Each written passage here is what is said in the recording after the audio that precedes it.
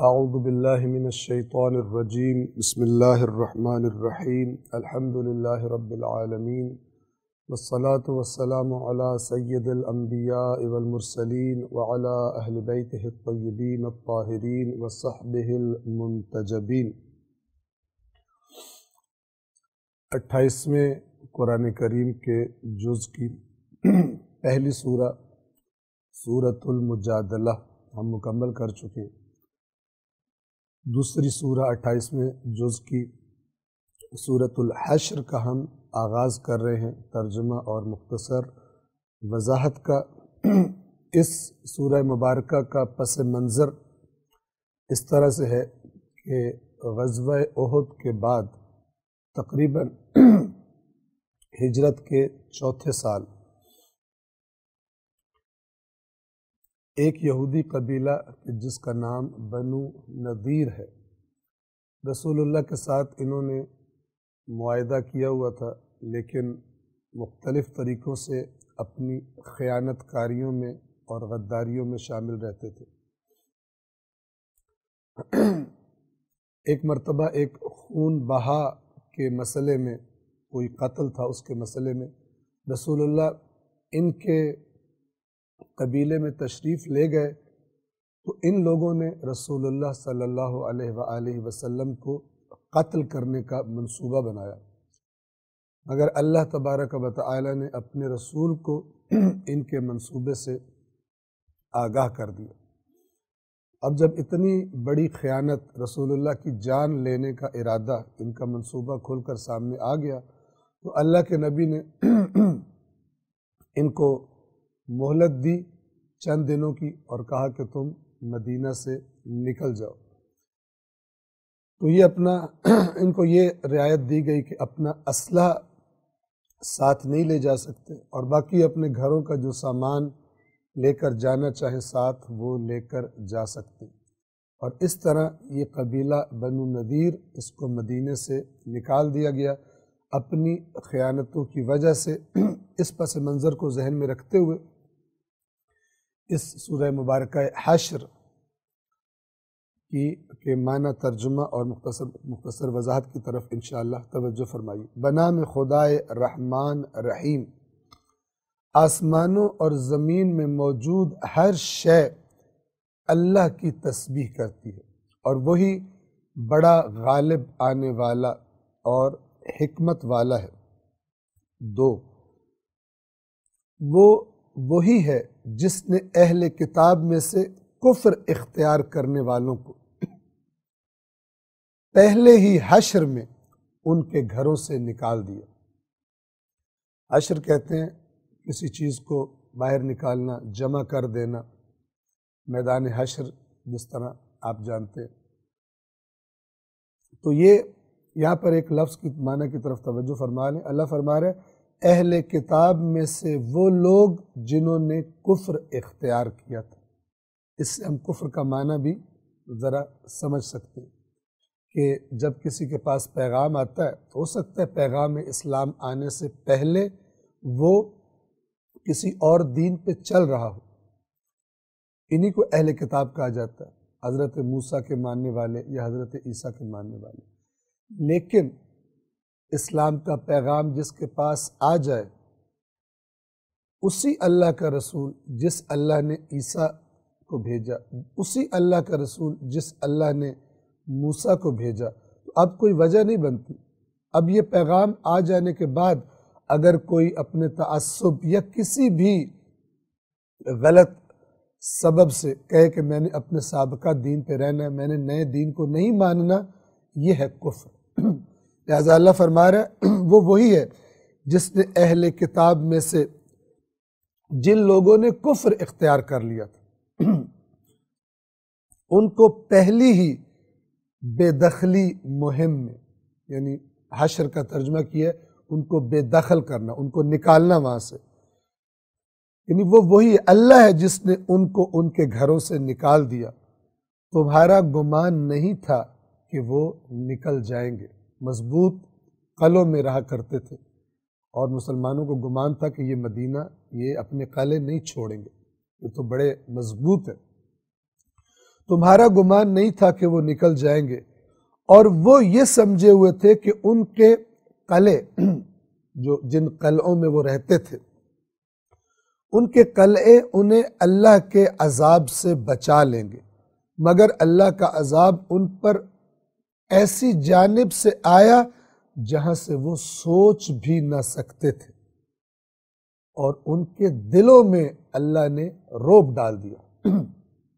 دیواریں تو مضبوط ہو سکتی ہیں، انسان حملہ کرنے والا لشکر انہیں پار نہ کر سکے، باہر رک جائے، لیکن اللہ نے ان کے دلوں میں رعب ڈال دیا، اور مسلمانوں نے ان کا محاصرہ کیا ہوا تھا، وہ باہر نکل آئے، ہتھیار ڈال دیے۔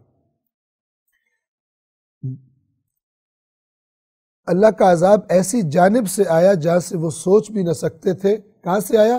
ان کے دلوں میں رعب ڈال دیا۔ وہ اپنے گھروں کو اپنے ہاتھوں اور مومنین کے ہاتھوں سے اجاڑ رہے تھے۔ پس اے بصیرت رکھنے والو، عبرت حاصل کرو۔ یہ آیت جب بھی تلاوت کرتا ہوں تو یاد آ جاتا ہے کہ جیسے یہودیوں نے، اللہ تعالیٰ فرماتا ہے، اللہ کے دین کی قدر نہیں کی اور بد کردار ہو گئے، موسیٰ علیہ السلام کی تعلیمات کو چھوڑ دیا تو اللہ نے ذلیل و رسوا کر دیا اور قوموں کو ان پر مسلط کر دیا۔ آج اتفاق سے یوم القدس بھی ہے۔ کچھ عرصہ پہلے، 1 یا 2 سال پہلے، ایک اخبار میں خبر پڑی، انٹرنیٹ پر، ویب سائٹ پر، اور وہاں ویڈیو بھی موجود تھی کہ اسرائیلیوں نے فلسطین کے کسی گاؤں والوں کو حکم دیا کہ اس گاؤں کو خالی کر دو، اس پر اسرائیل قبضہ کرے گا۔ اور اس ویڈیو میں دکھایا گیا کہ اس گاؤں کے رہنے والے وہ فلسطینی مسلمان کرائے پر بلڈوزر منگا کر اپنے گھروں کو گرا رہے تھے۔ اخبار کے نمائندے نے ان سے پوچھا کہ آپ اپنے گھروں کو کیوں گرا رہے ہیں؟ تو انہوں نے جواب دیا کہ ہم نے یہ گھر بڑی محنت سے، بڑی آرزوؤں سے بنائے تھے، لیکن اب ہمیں پتہ ہے کہ ہمیں یہ جگہ چھوڑنی ہے۔ ہم نہیں چاہتے کہ ہمارے ان گھروں میں یہودی آ کر آباد ہوں اور وہ ان سے استفادہ کریں، لہٰذا ہم اپنے گھروں کو خود ہی توڑ رہے ہیں۔ وَتِلْكَ الْأَيَّامُ نُدَاوِلُهَا بَيْنَ النَّاسِ، اللہ فرماتا ہے، اور یہ وہ ایام ہیں جنہیں ہم لوگوں کے درمیان پھیرتے رہتے ہیں۔ اللہ کی سنت میں کوئی تبدیلی نہیں آتی۔ آج مسلمان آج اسی مقام پر پہنچ گئے، انہی صفات کو اپنے اندر مسلمان پیدا کر چکے ہیں جو رسول اللہ کے زمانے میں بنی اسرائیل، مدینہ کے یہودیوں کے اندر پیدا ہو گئی، اور اللہ نے ان کی خیانتوں، ان کی تفرقہ اندازیوں، ان کی بد کرداریوں کی وجہ سے ان کو بالآخر ذلیل و رسوا کی۔ اللہ کا قانون یاد رکھیے، کسی کے لیے تبدیل نہیں ہوتا۔ اللہ نے مسلمانوں کو اسی قرآن کا پرچم لے کر جب وہ نکلے، کیا عزت اور کیا شان و شوکت عطا فرمائی، دنیا کی بھی، اور آخرت کا اجر تو تھا ہی۔ لیکن جب مسلمانوں نے اس دین کا نام تو لے لیا اور اس دین کی روح ان کے اندر سے نکل گئی، تو آہستہ آہستہ وہ زوال شروع ہوا کہ جس نے آج ہمیں اس مقام پر پہنچا دیا۔ یہ آیت پڑھتے ہی وہ خبر مجھے یاد آ جاتی ہے، کیونکہ اس کے لفظ وہی ہیں، وہ اپنے گھروں کو اپنے ہاتھوں اور مومنین کے ہاتھوں سے اجاڑ رہے تھے، تو اے بصیرت رکھنے والو، عبرت لو۔ اور اگر اللہ نے ان پر جلا وطنی لکھ نہ دی ہوتی تو انہیں دنیا میں ضرور عذاب دیتا، اور آخرت میں تو ان کے لیے ہے ہی جہنم کا عذاب۔ اللہ نے دنیا میں اس قبیلے کے لیے یہ سزا، اس کا فیصلہ کیا کہ ان کو مدینہ سے جلا وطن کر دیا جائے۔ 4، یہ کیوں ہوا؟ یہ اس لیے کہ انہوں نے اللہ اور اس کے رسول کے ساتھ دشمنی کی، اور جو اللہ سے دشمنی کرے گا تو اللہ یقیناً شدید عذاب دینے والا ہے۔ اللہ کے دشمنوں کا یہی انجام ہوتا ہے۔ 5، یہ عبرت کی باتیں ہیں۔ یہ یہودی وہ قوم ہے کہ جن کے بارے میں قرآن نے بتایا اللہ نے تمہیں فضیلت دی، تمہیں تورات دی، تمہارے اندر نبوت رکھی، کیا کیا نعمتیں، کیا کیا معجزات تمہیں دیے، لیکن تم نے دین کو تحریف کر کے جب خرابیاں شروع کی، اب کیا ہو گیا؟ یہ اس لیے کہ انہوں نے اللہ اور اس کے رسول سے دشمنی کی۔ اور میں بار بار عرض کیا کرتا ہوں کہ کس رسول سے دشمنی کی؟ جس کا اپنی کتابوں کے مطابق انتظار کر رہے تھے، سالوں صدیوں سے انتظار کر رہے تھے کہ آخری رسول اللہ کا آنے والا ہے اور ہم سب سے پہلے اس پر ایمان لائیں گے۔ لیکن جب کوئی قوم کرپٹ ہو جاتی ہے، نافرمان ہو جاتی ہے، پھر جب امتحان کا وقت آتا ہے تو فیصلہ وہی ہوتا ہے جو بے ایمان لوگ کیا کرتے ہیں۔ ایمانداروں والے فیصلے پھر وہ قوم نہیں کر سکتی۔ یہ سب قرآن کی عبرتیں۔ 5، مسلمانوں سے خطاب ہے، تم لوگوں نے کھجور کے جو درخت کاٹ ڈالے یا انہیں اپنی جڑوں پر قائم رہنے دیا، یہ سب اللہ کے حکم سے تھا، اور اس لیے بھی تاکہ فاسقوں کو رسوا کیا جائے، یعنی یہودیوں کو۔ یہ کیا ہوا تھا کہ جب مسلمانوں نے ان کے قلعے کا محاصرہ کیا تو وہاں پر بہت سارے درخت تھے۔ اب کچھ درخت اس محاصرے کے آڑے آ رہے تھے، تو اس جنگی ضرورت کے لیے ان درختوں کو کاٹ دیا گیا، اور جو آڑے نہیں آ رہے تھے ان کو نہیں کاٹا گیا۔ اس پر یہودیوں نے بھی اور مدینہ کے منافقوں نے بھی رسول اللہ کے خلاف اور ان کے ساتھیوں کے خلاف پروپیگنڈا شروع کر دیا کہ یہ لوگ تو زمین میں فساد برپا کر رہے ہیں، درختوں کا کیا قصور ہے، درخت کیوں کاٹ رہے ہیں؟ آپ دیکھیں بے ایمانوں کا پروپیگنڈا کیسے ہوتا ہے۔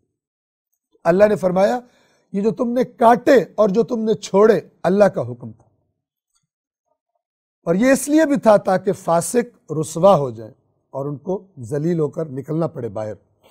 6، اور ان کے جس مال کو اللہ نے اپنے رسول کی آمدنی ملکیت قرار دے دیا، اسے کہتے ہیں مال فیع، فا یا حمزہ، وہ مال کہ جو اللہ بغیر جنگ کے دشمنوں کا مال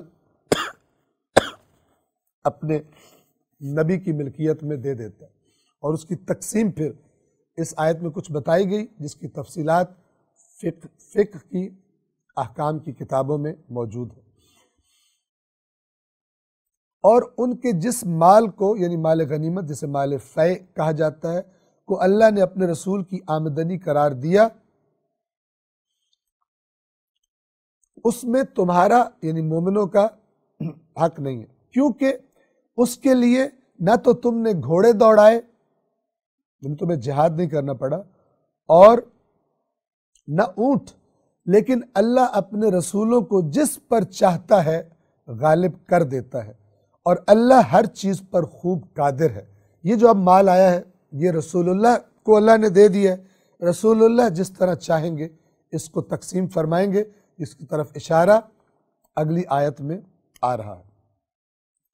آیت نمبر 7، اللہ نے ان بستی والوں کے مال سے جو کچھ بھی اپنے رسول کی آمدنی قرار دیا ہے وہ اللہ اور رسول اور قریبی ترین یعنی رسول کے قریبی ترین رشتہ داروں اور یتیموں اور مسکینوں اور مسافروں کے لیے ہے، تاکہ وہ مال تمہارے دولت مندوں کے درمیان ہی گردش نہ کرتا رہے، اور رسول جو تمہیں دے دیں وہ لے لو، اور جس سے وہ تمہیں روک دیں اس سے رک جاؤ، اللہ کا تقوی اختیار کرو، اللہ یقیناً شدید عذاب دینے والا ہے۔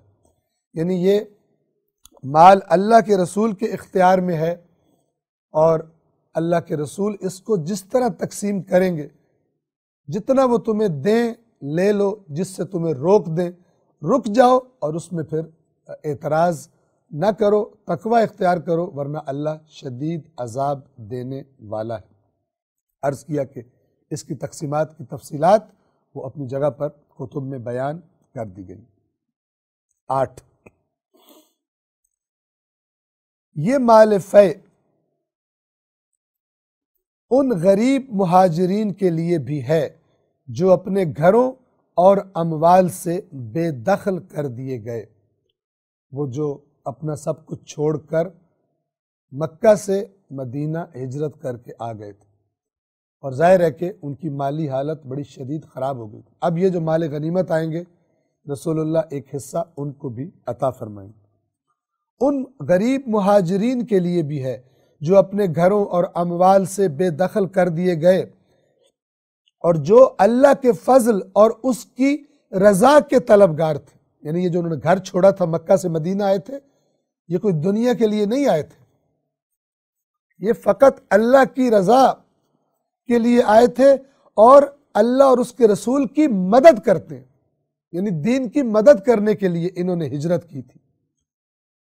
اولئک ھم الصادقون، اور یہ لوگ سچے ہیں، یہی لوگ سچے ہیں جن کا عمل سب کچھ چھوڑ دینا اللہ اور اس کے رسول کے لیے ان کی صداقت کی گواہی دے رہے۔ 9، اور دوسرا گروہ کون سا ہے؟ اور جو پہلے سے اس گھر میں مقیم اور ایمان پر قائم تھے، یعنی مدینہ والے انصار،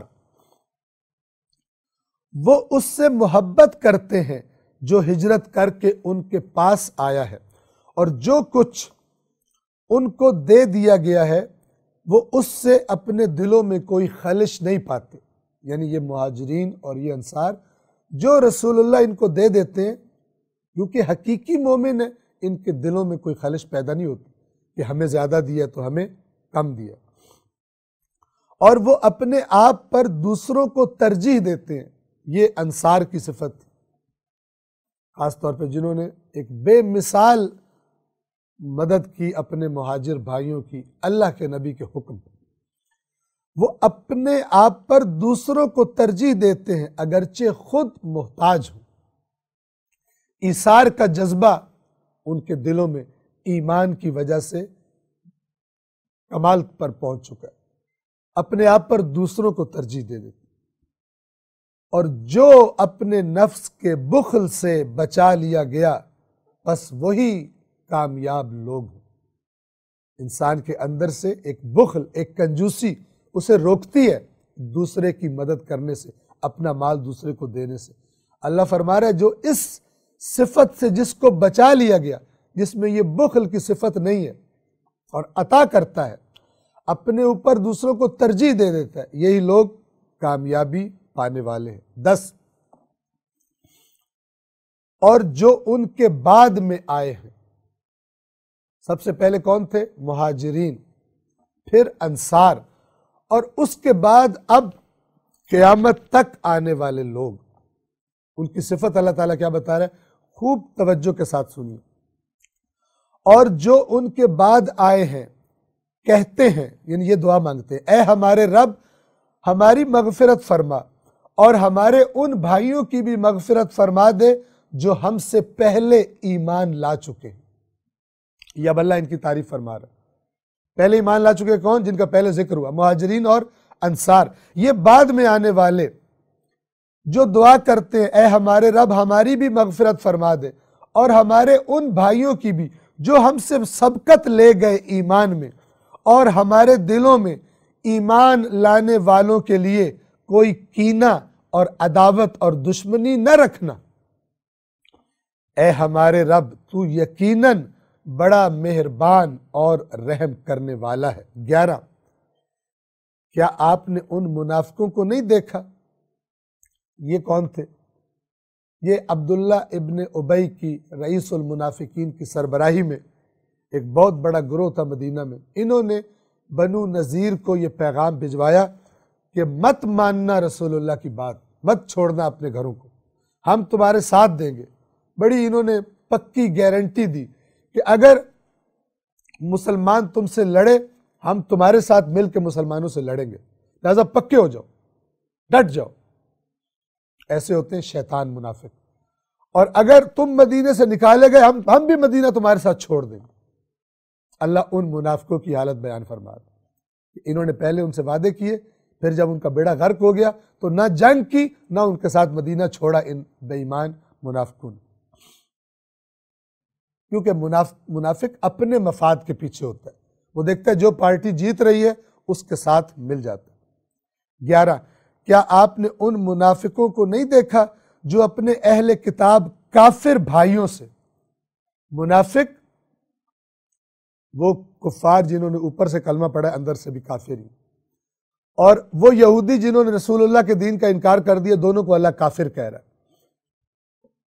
اپنے اہل کتاب کافر بھائیوں سے، یعنی یہ دونوں بھائی ہیں ایک جیسے، کہتے ہیں اگر تمہیں نکالا گیا تو ہم بھی تمہارے ساتھ ضرور نکل جائیں گے، اور تمہارے بارے میں ہم کبھی بھی کسی کی بات ہرگز نہیں سنیں گے، ہم تمہارے ساتھ ہیں، اور اگر تمہارے خلاف جنگ کی گئی تو ہم ضرور بالضرور تمہاری مدد کریں گے، لیکن اللہ گواہی دیتا ہے کہ یہ لوگ یقیناً جھوٹے ہیں، یہ جھوٹے وعدے کر رہے ہیں۔ 12، یہ اب اللہ بتا رہا ہے مومنوں کو، اگر وہ نکالے گئے تو یہ ان کے ساتھ نہیں نکلیں گے، اور اگر ان سے جنگ کی گئی تو یہ ان کی مدد نہیں کریں گے، اور اگر یہ ان کی مدد کے لیے آ بھی جائیں تو ضرور پیٹھ پھیر کر بھاگ جائیں گے، پھر ان کی مدد نہیں کی جائے گی، کوئی ان کی مدد کے لیے نہیں آئے گا۔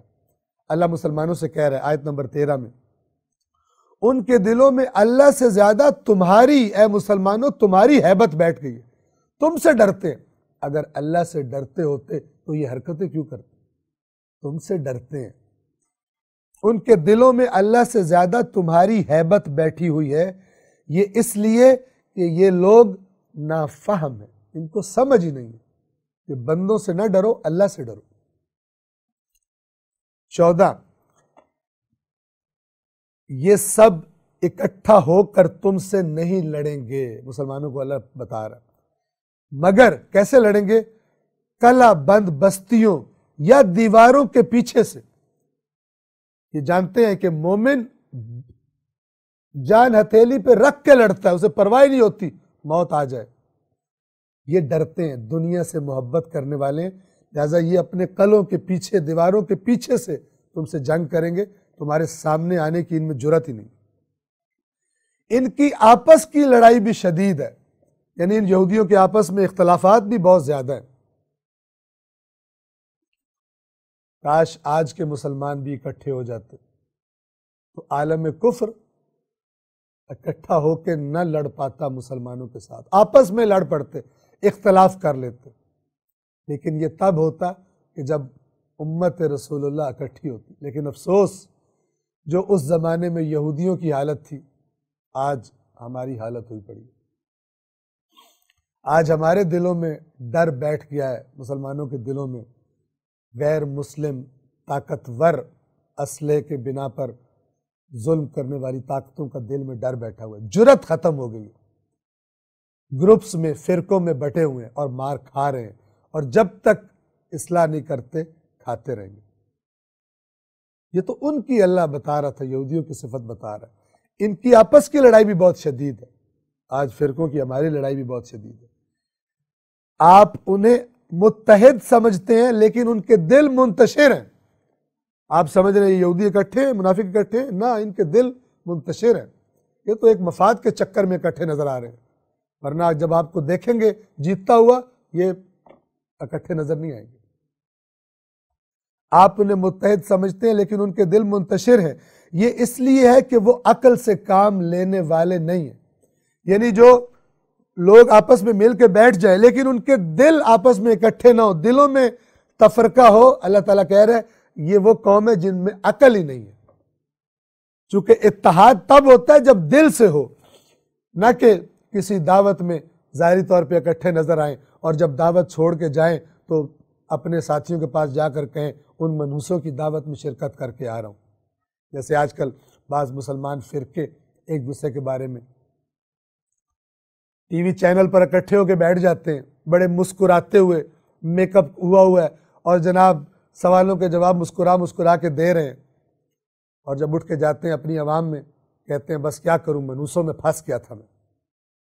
اللہ تعالیٰ کہہ رہے یہ اس لیے کہ یہ عقل نہیں رکھتے، اگر ان میں عقل ہوتی تو دین نے جو مشترکہ اصول بتائے ہیں اس پر اکٹھے ہو جاتے، اکٹھا ہونے کی کوشش کرتے اور ڈٹ کر دشمنان اسلام کے سامنے سیسا پلائی دیوار بن کر کھڑے ہو جاتے، ایک دوسرے پر نکتے لگا کر اپنی اپنی عوام کو خوش کر کے ایک دن ایک طرف سے آواز ہوتی ہے ہم نے گول کر دیا، دوسری طرف اسی کی بےزتی ہو جاتی جس نے پہلے دن گول کیا تھا، تو دوسرا نعرہ مارتے آج ہم نے گول کر دی۔ اس پہ خوش ہیں کہ اسلام بڑی ترقی کر رہا ہے، اور دوسری طرف کشمیر، فلسطین، ان پروگراموں سے ان کو بڑا فائدہ ہو رہا ہے، بڑا اسلام مضبوط ہو رہا ہے اور امت کی طاقت بڑھ رہی ہے کہ ساری قوم بیٹھ کر ٹی وی چینل پر پروگرام دیکھ رہی ہے کہ ایک دوسرے پہ نکتے کیسے لگائے جاتے ہیں اور ایک دوسرے کو نیچا کیسے دکھایا جاتا ہے۔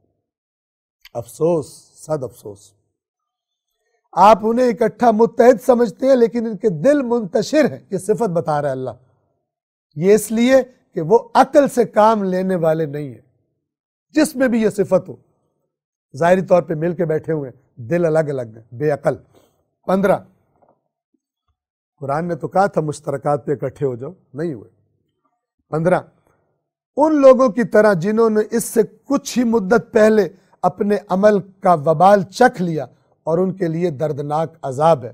کسی اس سے پہلے قوم کی طرف اشارہ ہے جن کو اپنی جنگ میں رسول اللہ سے شکست کھانی پڑی، جیسے ان کے ساتھ ہوا ہے تمہارے ساتھ بھی ویسا ہونا، ان کے ساتھ بھی ویسا ہونے والا۔ 16 یہ بالکل گویا جیسے شیطان کرتا ہے، وہ کیا؟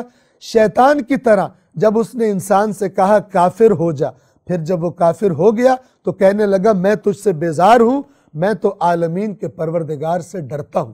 یہ منافق شیطان ہے، انہوں نے پہلے ان سے کہا بنو نذیر والوں سے ہم تمہارے ساتھ ہیں، جب وہ ڈٹ گئے ان کے وعدوں میں آ کر بعد میں مدینے سے نکلنا پڑا تو یہ کہنے لگے ہم تمہارے ساتھ نہیں جائیں گے۔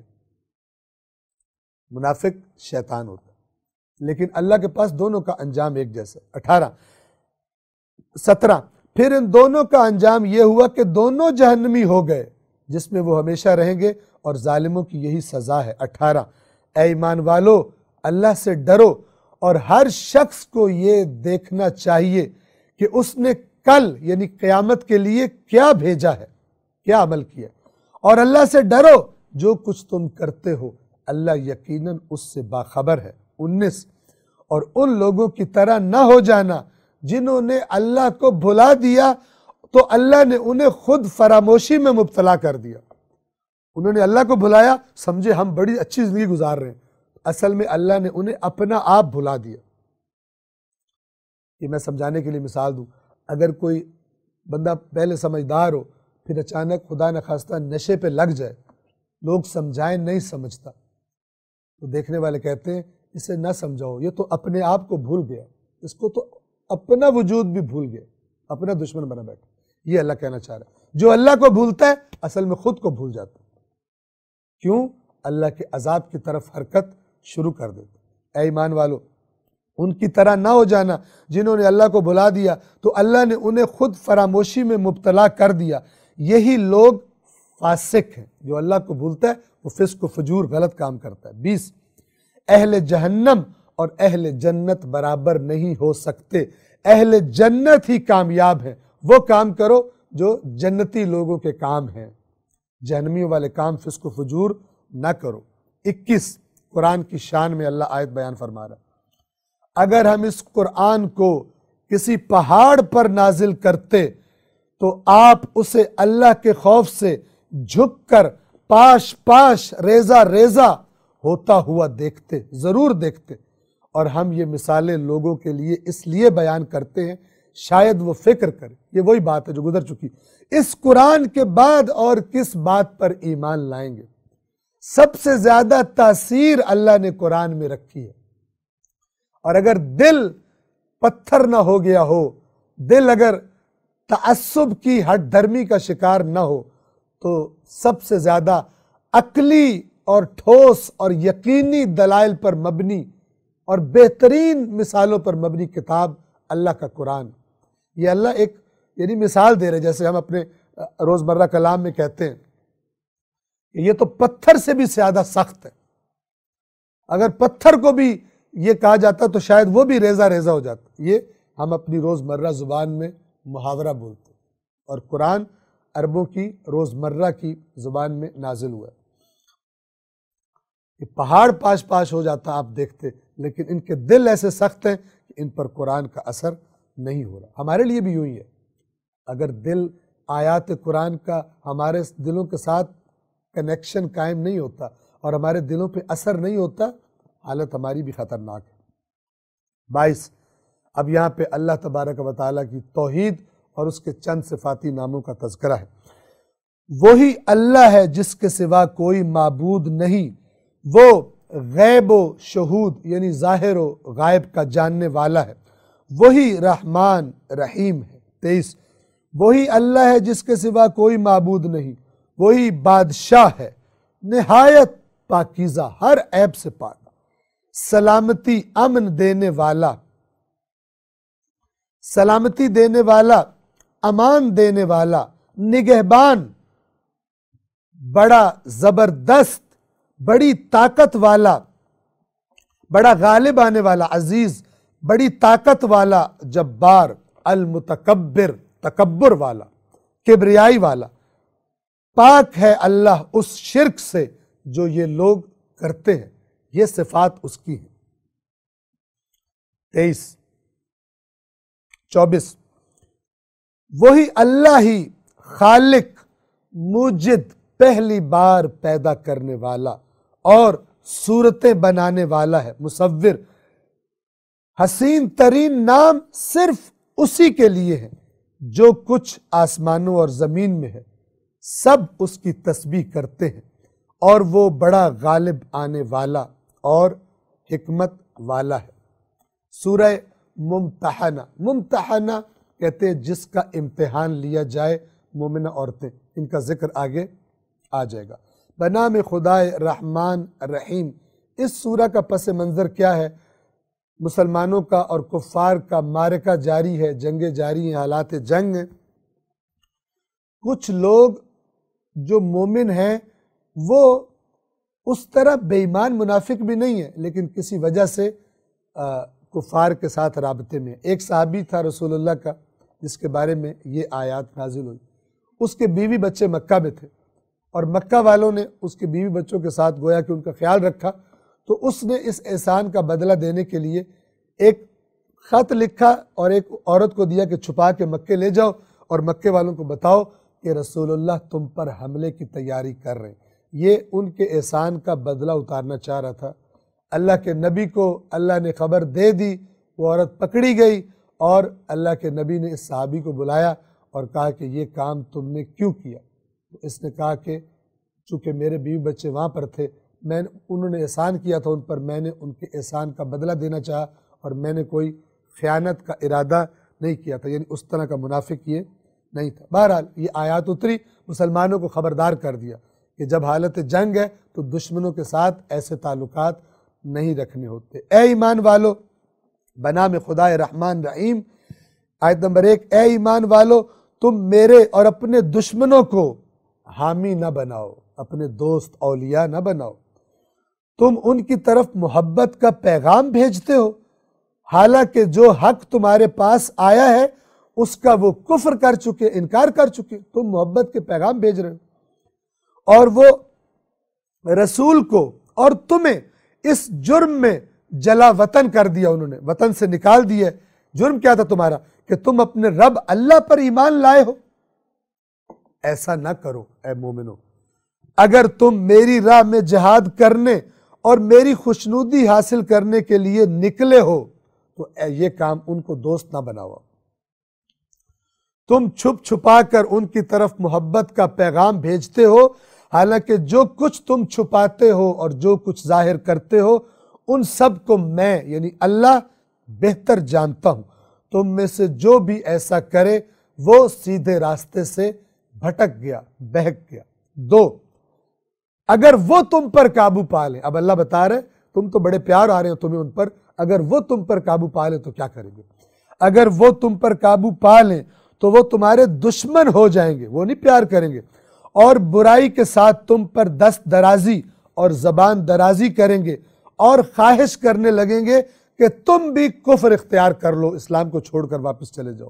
3، تمہاری رشتہ داریاں اور تمہاری اولادیں تمہیں ہرگز کوئی فائدہ نہیں دیں گی، جن کی وجہ سے تم اب ادھر رابطے کر رہے ہو۔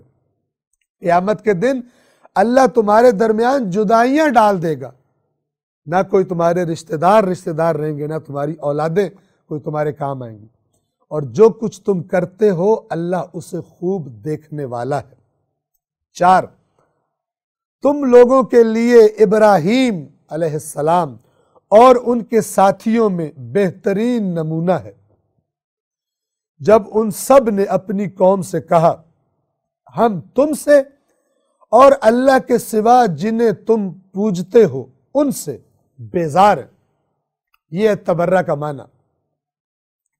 حضرت ابراہیم اور ان کے ساتھیوں نے بت پرست قوم سے برات کی، ہم تم سے اور اللہ کے سوا جنہیں تم پوجتے ہو ان سب سے بیزار ہیں، ہم نے تمہارے عقائد کا کفر کر دیا، ہم تمہارے مشرکانہ عقائد کو نہیں مانتے، اور ہمارے اور تمہارے درمیان ہمیشہ کے لیے بغض اور عداوت ظاہر ہو گئی ہے۔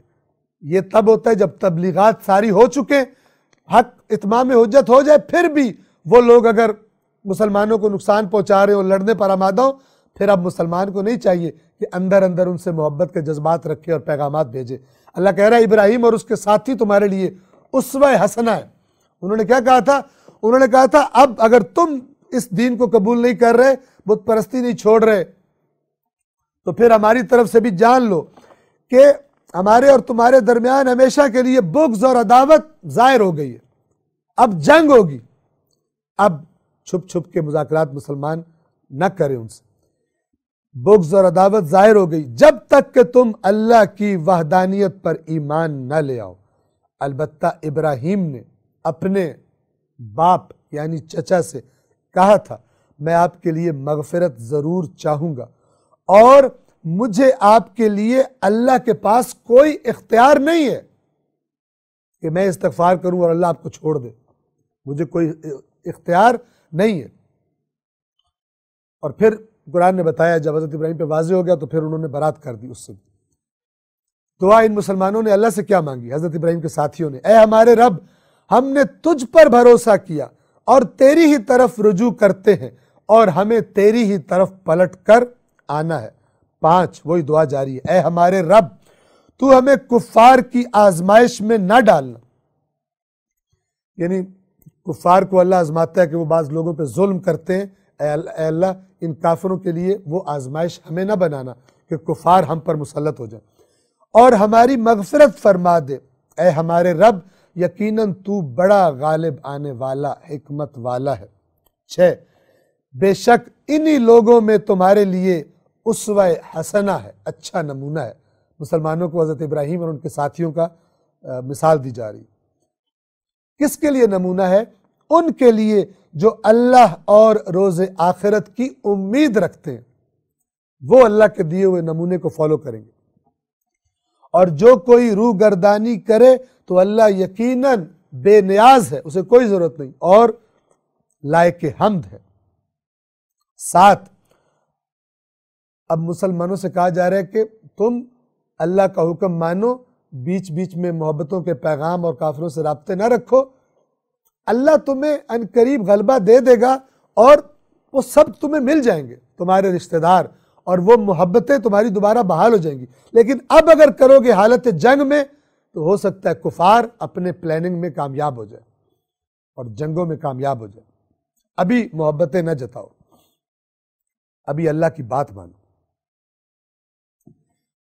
ممکن ہے کہ اللہ تمہارے اور ان لوگوں کے درمیان جن سے تم اب دشمنی کر رہے ہو محبت پیدا کر دے، جب تم جیت جاؤ گے نا تو وہ خود ہی تمہارے سامنے آ جائیں گے، خود ہی چاہیں گے تمہارے ساتھ دوستیاں کریں۔ ابھی نہ کرو، حالت کفر میں وہ مسلط ہو گئے تو وہ تمہیں بھی واپس کافر بنا دیں گے۔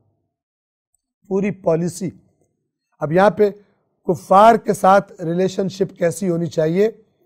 وہ جو جنگ میں اسلام کے دشمن ہیں، سازشیں کرتے ہیں، ان کے ساتھ کیا رویہ ہونا چاہیے، اور وہ کہ جو ہیں تو کافر غیر مسلم لیکن مسلمانوں کے ساتھ جنگ نہیں کرتے، ان کے ساتھ کیا رویہ ہونا چاہیے، ان آیات میں اللہ نے بتایا۔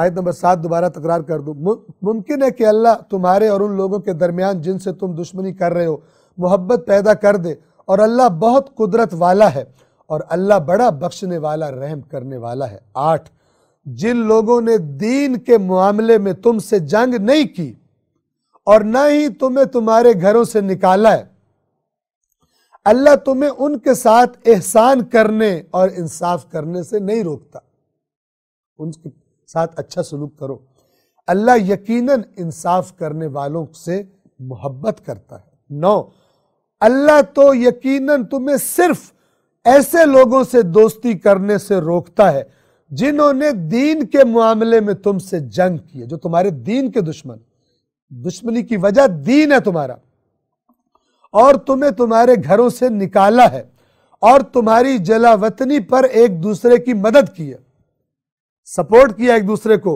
اور تم مجبور ہوئے گھروں سے نکلنے پر۔ ان کے ساتھ خبردار، اللہ تمہیں کہہ رہا ہے، ان کے ساتھ نہ یاریاں لگانا، ان کے ساتھ نہ خفیہ پیغام تبادلہ کرنا۔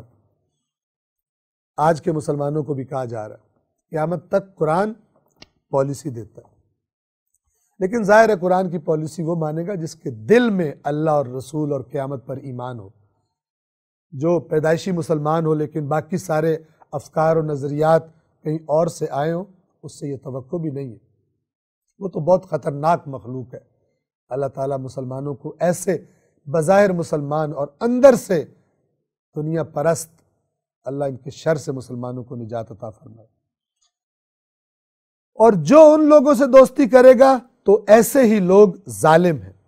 10، اے ایمان والو، جب ہجرت کرنے والی مومنہ عورتیں تمہارے پاس آ جائیں تو تم ان کا امتحان کر لیا کرو، یعنی دیکھ لیا کرو کہ واقعاً ایمان لے آئی ہیں یا کوئی دھوکہ مکاری، کوئی جاسوسی خدا نخواستہ وہ کرنے تو نہیں آئی، چونکہ ظاہر عورتوں کے لیے زیادہ دل نرم ہو جاتے ہیں۔ جب ہجرت کرنے والی مومنہ عورتیں تمہارے پاس آ جائیں تو تم ان کا امتحان کر لیا کرو، اللہ ان کے ایمان کو بہتر جانتا ہے۔ پھر اگر تمہیں معلوم ہو جائے کہ وہ ایماندار ہیں تو انہیں کفار کی طرف واپس نہ بھیجنا۔ وہ جو معاہدہ ہوا تھا وہ مردوں کا ہوا تھا، عورتوں کو واپس نہیں بھیجنا۔ نہ وہ ان کافروں کے لیے حلال ہیں اور نہ کافر ان کے لیے حلال ہیں، مومنہ عورت کافر کے عقد میں نہیں رہ سکتی۔ اور جو کچھ انہوں نے خرچ کیا، یعنی جو ان کے شوہروں نے، کافروں نے ان کو حق مہر دیا ہے، وہ ان کو ادا کر دو، اور جب تم ان عورتوں کے مہر انہیں ادا کر دو تو ان سے نکاح کر لینے میں تم پر کوئی گناہ نہیں۔ ان مسلمانوں سے کہا جا رہا ہے اگر مومنہ عورتیں آ گئی ہیں، کافر شوہر ان کے ہیں، ان کا حق مہر واپس کر دو جو کافروں نے پے کیا تھا، اور اب تم پر کچھ گناہ نہیں، تم ان مومنہ عورتوں سے نکاح کر سکتے ہو، اور کافر عورتوں کو اپنے نکاح میں نہ رکھو۔ اگر کوئی بیوی وہاں رہ گئی ہے اس حکم کے آنے کے بعد، اب اس کافر بیوی کو فارغ کر دو۔ مومن عورت اور مومن مرد ایک دوسرے کے حلال ہیں، کفار کے لیے حرام ہے۔ اور جو کچھ تم نے خرچ کیا ہے مانگ لو، اپنا تم بھی انہیں واپس کرو اور تم بھی اپنا ادا کیا وہ حق مہر واپس مطالبہ کرو، اور جو کچھ انہوں نے خرچ کیا کفار نے وہ بھی تم سے مانگ لے۔ یہ اللہ کا حکم ہے، وہ تمہارے درمیان فیصلہ کرتا ہے، اور اللہ بڑا علم رکھنے والا، حکمت والا ہے۔ 11، اور اگر تم میں سے یعنی تمہاری کوئی بیوی، کوئی عورت نکل کر کفار کی طرف چلی جائے، پھر تمہاری باری آ جائے یعنی مال غنیمت لینے کی، تو یعنی مسلمانوں کے پاس مال غنیمت آئے، تو ایسے افراد جن کی بیویاں کفر اختیار کر کے چلی گئی ہیں واپس کافروں کی طرف، تو جن لوگوں کی بیویاں چلی گئی ہیں انہیں اتنا مال ادا کرو جتنا ان لوگوں نے خرچ کیا ہو، یعنی تاکہ وہ اور بیوی کو حق مہر دے کر اس سے نکاح کر لیں۔ بڑے مال کی کمی کے ایام تھے، کچھ نہیں ہوتا تھا، اور اس اللہ سے ڈرو جس پر تم ایمان رکھتے ہو۔ 12، اے نبی، اب رسول اللہ سے خطاب ہے، جب مومنہ عورتیں اس بات پر آپ سے بیعت کرنے کے لیے آپ کے پاس آئیں کہ وہ اللہ کے ساتھ کسی کو شریک نہیں ٹھہرائیں گی، یہ بتایا جا رہا ہے کہ ان چیزوں پر اے رسول آپ نے عورتوں سے بیعت لینی ہے کہ جو کہیں کہ ہم آپ کی بیعت کرنا چاہتی ہیں۔ کس بات پر، کس کس بات پر بیعت کریں گی؟ کہ وہ اللہ کے ساتھ کسی کو شریک نہیں ٹھہرائیں گی، نہ چوری کریں گی، نہ زنا کا ارتکاب کریں گی، یہ برائی عام تھی، اور نہ اپنی اولاد کو قتل کریں گی، یعنی جب حمل ٹھہر جاتا تھا تو بچے ضائع کروانا اور انہیں قتل کر دینا، تاکہ چونکہ شادیاں نہیں ہوتی تھی، زنا ہوتا تھا، اور نہ اپنے ہاتھ پاؤں کے آگے کوئی بہتان گھڑ کر لائیں گی، یعنی کسی اور کا بچہ ہوتا تھا، کہتی تھی یہ تو اس کا بچہ ہے، جھوٹ گھڑ لیتی تھی، یہ حرکتیں اب یہ عورتیں نہیں کریں گی، اس پر آپ ان سے بیعت لیں گے، اور نیک کاموں میں اے رسول آپ کی نافرمانی نہیں کریں گی، اگر اس بات پر آپ کی بیعت کریں تو ان سے بیعت لے لیں اور ان کے لیے اللہ سے مغفرت طلب کریں، اللہ یقیناً بخشنے والا مہربان ہے۔ 13ویں اور آخری آیت سورہ ممتحنہ، یہ ممتحنہ وہ عورتیں جن کا امتحان لیا جائے گا کہ وہ واقعاً مومن ہے یا مومن نہیں ہے۔ اے ایمان والو، اس قوم سے دوستی نہ رکھو جس پر اللہ غضبناک ہوا ہے، جو آخرت سے اس طرح مایوس ہیں جیسے کفار اہل قبور سے مایوس ہیں، جیسے کافروں کو یقین ہے نا کہ قبروں والے مر گئے اب واپس نہیں آئیں گے، ان لوگوں سے دوستی نہ رکھو جو آخرت سے کافروں کی طرح مایوس ہیں، اور وہ کون ہے؟ منافق۔ تم ان منافقوں کے ساتھ دوستیاں نہ رکھو، ان سے بچ کر رہو۔ سورہ صف، بنام خدائے رحمان رحیم، جو کچھ آسمانوں اور جو کچھ زمین میں ہے سب اللہ کی تسبیح کرتے ہیں، اور وہ بڑا غالب آنے والا حکمت والا ہے۔ ساری کائنات کا ذرہ ذرہ اپنے خالق کی تسبیح کرتا ہے۔ 2، یہ سورت کا آغاز ہے اللہ کی تعریف کے ساتھ۔ اے ایمان والو، تم وہ بات کہتے کیوں ہو جو کرتے نہیں؟ یہ جہاد کے بارے میں بات ہو رہی ہے بنیادی طور پر۔ ویسے تو ہر جگہ بندہ جو کہے اس کا عمل اس کی بات کی تصدیق نہ کرے تو اس آیت کی زد میں آتا ہے۔ وہ اللہ کو یہ انتہائی ناپسند ہے کہ وہ کہے انسان جو اس نے کرنا نہیں ہے۔ ہو رہا کیا تھا؟ کچھ منافق کہتے تھے ہم جہاد کریں گے، اور جب ٹائم آتا تھا بہانے بنا کر بھاگ جاتے تھے۔ اب چونکہ یہ سب مسلمانوں کے اندر ہی مکس تھے، ان پوری جماعت کو اللہ پکارتا ہے اے ایمان والو کہہ کر، کہہ رہا ہے کہ یہ جو تم نے دعویٰ کیا ہے کہ تم ایمان لے آئے ہو، تو پھر یہ کیا کہ جو کہتے ہو وہ کرتے نہیں؟ اے ایمان والو، تم وہ بات کہتے کیوں ہو جو کرتے نہیں ہو؟ 3، اللہ کے نزدیک یہ بات سخت ناپسندیدہ ہے کہ تم وہ بات کہو جو بات تم کرتے نہیں ہو۔ 4، بے شک اللہ ان لوگوں سے محبت کرتا ہے جو اس کی راہ میں صف بستہ ہو کر اس طرح لڑتے ہیں گویا وہ سیسا پلائی ہوئی دیوار ہے، مرصوص، وہی سیسے کے ساتھ جس کو مضبوط کر دیا جاتا ہے، ایسی دیوار جو توڑی نہیں جا سکتی۔ اللہ ان کو پسند کرتا ہے جو دشمن کے سامنے ڈٹ جاتے ہیں ایسی دیوار کی طرح جو نہیں ٹوٹے گی۔ کیوں کہتے ہو ہم جہاد کریں گے اور جب ٹائم آتا ہے تو نہیں کرتے؟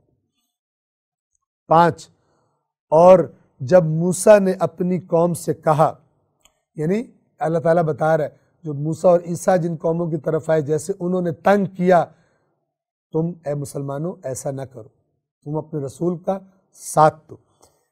اور جب موسیٰ نے اپنی قوم سے کہا اے میری قوم تم مجھے کیوں اذیت دیتے ہو، کیوں مجھے تنگ کرتے ہو، حالانکہ تم جانتے ہو کہ میں تمہاری طرف اللہ کا بھیجا ہوا رسول ہوں۔ اب اللہ فرماتا ہے تو جب وہ ٹیڑھے ہو گئے، یعنی جب خود ٹیڑھے ہوئے موسیٰ کی بات نہیں مانی تو اللہ نے ان کے دلوں کو ٹیڑھا کر دیا۔ یہ اللہ کا قانون ہے جو ہم پیچھے کئی دفعہ بیان کر چکے۔ ان کے دلوں میں مرض ہے، اللہ نے مرض بڑھا دیا۔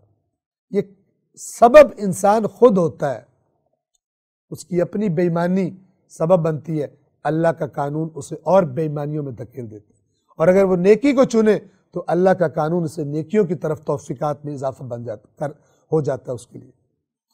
تو جب وہ ٹیڑھے ہو گئے تو اللہ نے ان کے دلوں کو ٹیڑھا کر دیا، اور اللہ فاسق قوم کو ہدایت نہیں دیتا۔ یہاں بھی وہ اشارہ ہے، اللہ جو کہتا ہے جسے چاہتا ہے ہدایت دیتا ہے، یا کہہ رہا ہے اللہ فاسق کو ہدایت نہیں دیتا۔ سب آیتوں کو اکٹھا کریں تو پتہ چل جائے گا یہ جو اللہ کہتا ہے جسے چاہتا ہے ہدایت دیتا ہے، جسے چاہتا ہے گمراہ کرتا ہے، اس کا مطلب کیا ہے؟ فاسقوں ظالموں کو ہدایت نہیں دیتا، اور جو ہدایت کے طالب ہوں انہیں ہدایت دے دیتا ہے، جو ہٹ دھرم نہیں ہوتے۔ 6، اور جب عیسیٰ ابن مریم نے کہا اے بنی اسرائیل میں تمہاری طرف اللہ کا رسول ہوں اور اپنے سے پہلے تورات کی کتاب تورات کی تصدیق کرنے والا ہوں اور اپنے بعد آنے والے رسول کی خوشخبری دینے والا ہوں جس کا نام احمد ہوگا۔ حضرت عیسیٰ نے بھی خبر دی تھی، پہلے بھی خبر موجود تھی، آخری رسول کی خوشخبری سنائی گئی تھی، اور اسی وجہ سے یہ مدینہ کے بد نصیب یہودی رسول اللہ کا انتظار یہ ہجرت کر کے آئے تھے اپنے وطن چھوڑ کر اس سرزمین پر جس کے بارے میں ان کو بتایا گیا تھا کہ اللہ کا آخری نبی آئے گا، لیکن بد نصیبی دیکھیے، فسق و فجور، بے ایمانی، کرپشن، اللہ کی نافرمانی، یہ انسان کو اتنا خراب کر دیتی ہے کہ جب جس کا انتظار ہو رہا ہو جب وہ آتا ہے، وہ تو اللہ کا نمائندہ ہے، وہ تو تمہیں مفت کی جنت کی ٹکٹیں نہیں دے گا جیسی تمہارے بے ایمان علماء سو نے تمہارے پیسے کھا کر تمہیں بنا کر دے دیے، وہ تو وہی کہے گا نا جیسے قرآن کہہ رہا ہے۔ قرآن کی آیات نے جو جنت جانے کا طریقہ بتایا وہ بتائے گا، شارٹ کٹ تمہیں نہیں بتائے گا۔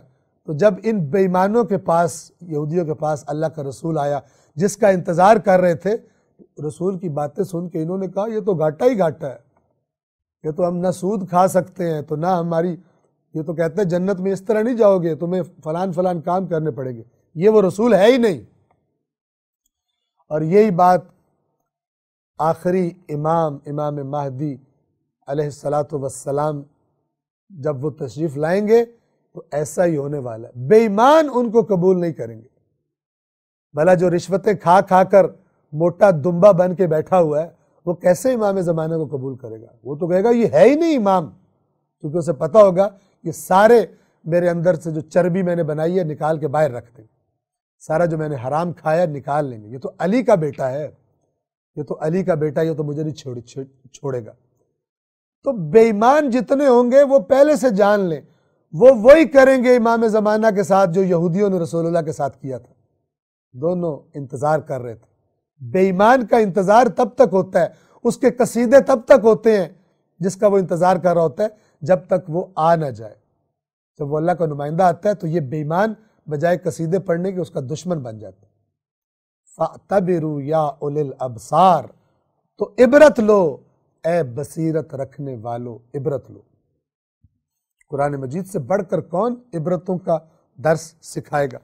اور جب عیسیٰ ابن مریم نے کہا اے بنی اسرائیل میں تمہاری طرف اللہ کا رسول ہوں اور اپنے سے پہلے یعنی تورات جو ہے اس کی تصدیق کرنے والا ہوں اور اپنے بعد آنے والے رسول کی خوشخبری دینے والا ہوں جن کا نام احمد ہوگا، پس جب وہ ان کے پاس واضح دلائل لے کر آئے تو کہنے لگے یہ تو جادو ہے۔ بنی اسرائیل نے کہا یہ تو جادوگر ہے۔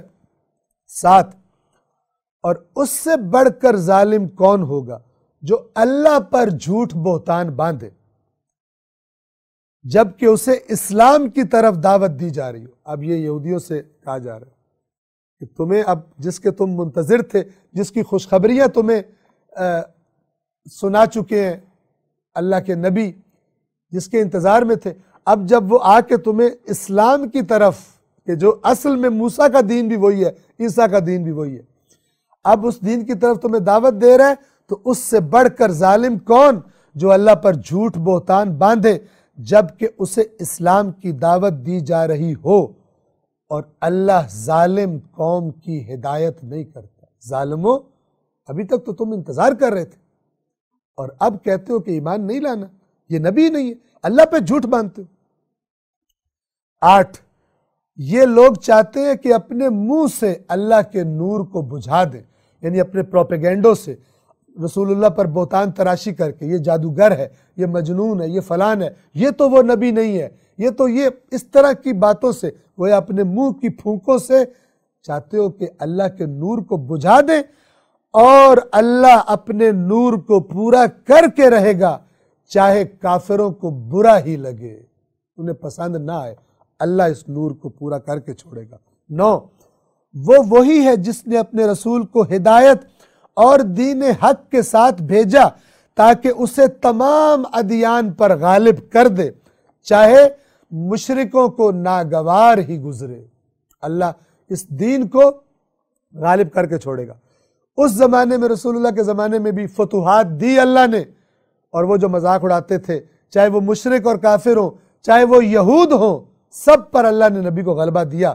اور اس آیت کا مکمل غلبہ، پوری دنیا پر اسلام کا غلبہ امام مہدی علیہ السلام کے زمانے میں اللہ تبارک و تعالی لوگوں کو دکھائے گا اور یہ وعدہ پورا کرے گا۔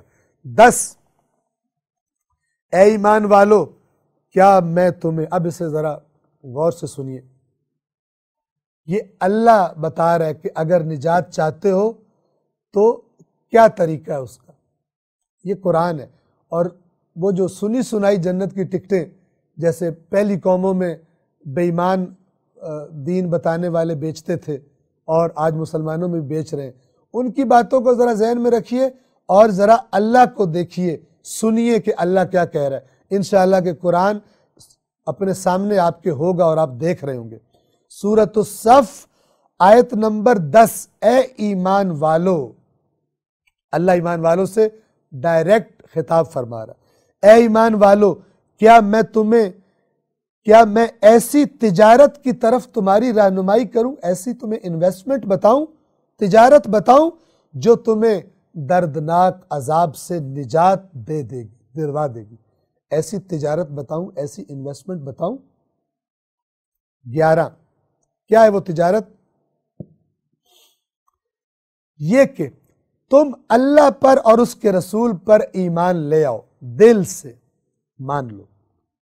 اور کیا ثبوت ہوگا دل سے ماننے کا؟ اور اپنی جانوں سے اور اپنے اموال سے اللہ کی راہ میں جہاد کرو۔ دین کی سربلندی کے لیے اپنی عقل، اپنی صلاحیتیں، اپنی خدمات، اپنے مال، اپنا وقت لگاؤ اللہ کے راستے میں۔